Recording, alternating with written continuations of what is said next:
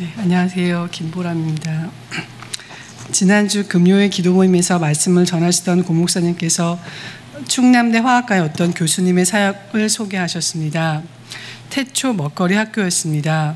교수님이 이 사역을 시작하게 된 동기가 22세에 유방암에 걸려 자신의 품에서 죽어간 딸 때문이라고 했습니다.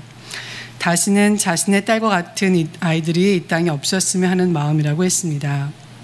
교수님의 딸은 22세의 나이에 유방암에 걸렸는데 다행히 초기에 발견하여 수술하여 완치되었다는 판정을 받았지만 산업 디자인과 4학년으로서 졸업 작품 준비 등으로 스트레스를 받고 또 불규칙적이고 바쁘게 생활하다가 그만 암이 재발하여 죽었다고 하셨습니다.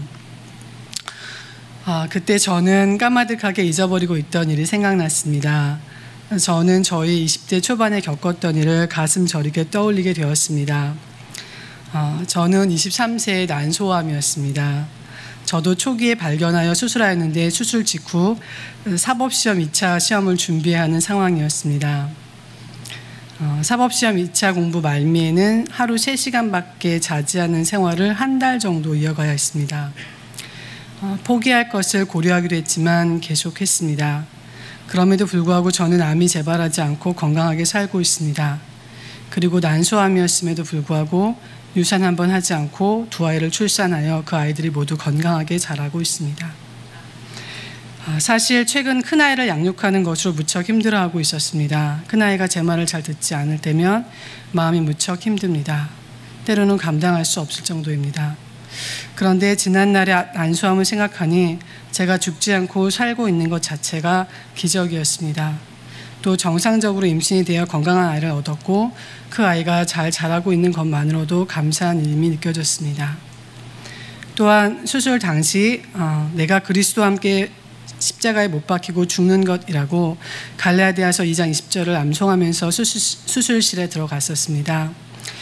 실제로 십자가에 못 박히는 모양과 비슷하게 양팔을 벌리고 팔에 수갑 같은 것이 채워지면서 마취가 시작되었습니다.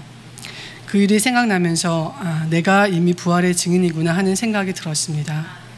그럼에도 불구하고 그 일을 아주 까마득히 잊고 어쩌면 너무 힘들고 아픈 기억이었기에 생각하고 싶지 않아서 가슴 깊이 어느 구석인가 처박아 놓고 있었던 것 같습니다.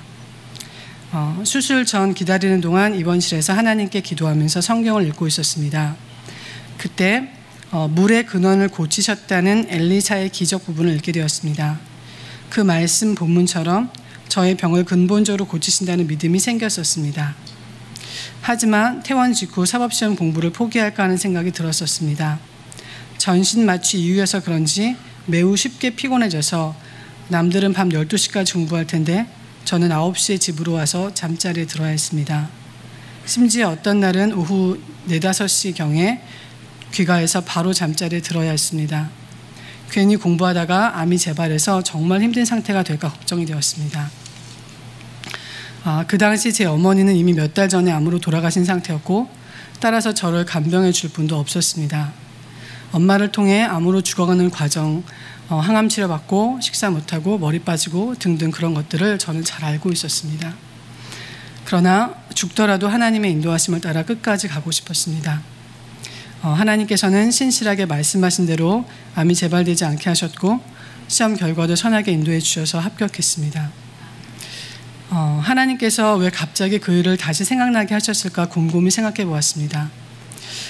저는 올해 교회 표어를 보면서 어쩌면 이럴까 싶었습니다.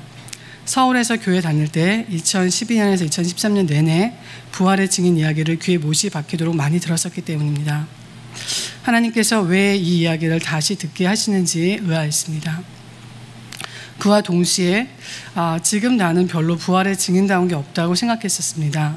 다 남의 이야기라고 생각했습니다. 현재 저의 구덩이에 빠진 듯한 상황이 극적으로 극복된다면 그땐 부활의 증인이 될 수 있을 거라고 막연하게 생각했었습니다. 그러나 저는 이미 부활의 증인임에도 불구하고 제가 깨닫지 못하고 있었다는 것을 알게 되었습니다. 물론 당장 밖으로 뛰어나가 부활을 외치지는 않습니다. 그러나 저로서는 참으로 힘든 현실, 특히 아들을 양육하는 사명을 비롯해서 섬기는 자로서 살아가는 삶을 묵묵히 그러나 힘있게 부활의 증거를 품은 자로서 살아가겠습니다. 이 모든 원동력을 공급하시는 부활의 주님을 찬양합니다. 감사합니다.